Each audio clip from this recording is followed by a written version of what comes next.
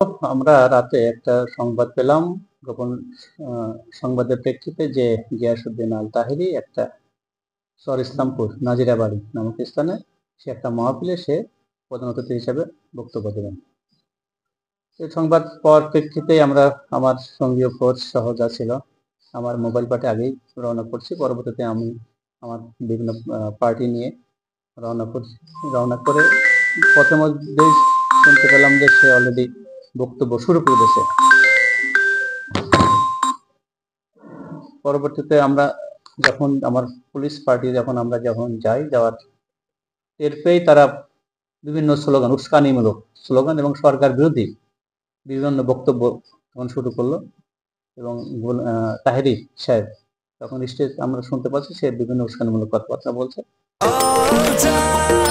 নিশ্চিন্তে খান স্বাস্থ্যকর all time পান, অল টাইম হেলদি লাইফ। আমাদের উপস্থিতি টের পেয়েই তার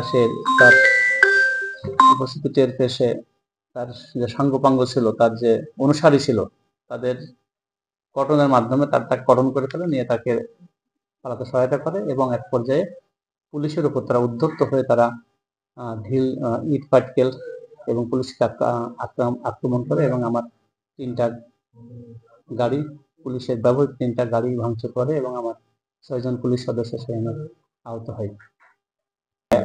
এই বিষয়ে আইনগত ব্যবস্থা প্রক্রিয়াধীন আছে। আমরা ঘটনাস্থল থেকে আমরা 6 জনকে অ্যারেস্ট করেছি এবং আইনগত ব্যবস্থা গ্রহণের প্রক্রিয়াধীন আছে। আচ্ছা, উনি তো গ্যাসুদ্দিন তাহেরি তো 18 একটা মামলায় নিয়মিত মানুষের আসামি এবং সে তো সবসময় সরকার বিরোধী বক্তব্য এবং ইসলামে অন্যান্য যারা গ্রুপ আছে তাদের বিরুদ্ধে উস্কানিমূলক বক্তব্য দেয়। হ্যাঁ, যেখানে শান্তি শৃঙ্খলা বিঘ্নিত হওয়ার সম্ভাবনা থাকে।